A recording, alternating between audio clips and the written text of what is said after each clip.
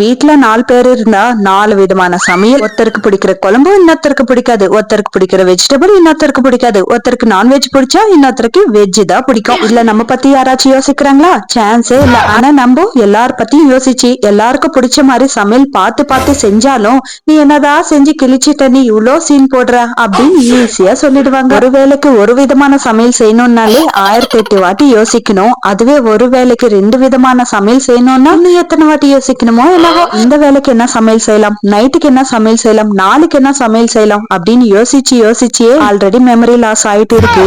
இன்னும் ஒரு வேளைக்கு 2 சமையலன்னா மண்டை வெடிச்சிடும் போல. நம்ம இப்படி யோசிச்சு யோசிச்சு சமையல் செஞ்சா வீட்டுல இருக்கிறவங்க என்ன சொல்றது, எப்பவுமே இதே குழம்பா, எப்பவுமே இதே வா, எப்பவுமே ரொட்டீனா, எனக்கு பிடிக்கல, எனக்கு வேண்டாம் அப்படின்னு ஈஸியா சொல்ல வேண்டியது. ஏதோ ஒரு நாள் இவங்க வந்து சமையல் செய்ய சொல்லுங்க, ஒருத்தரும் வரமாட்டாங்க. ஆனா நொட்ட சொல்றதுக்கு மட்டும் முன்னாடி வருவாங்க. அப்ப தோணும் மூஞ்சி மேலேயே குத்தணும் எல்லாரையும் அப்படின்னு சொல்லிட்டு. ஆனா நம்பாளுங்களே எப்படி குத்துறது அப்படின்னு விட்டுடுறது.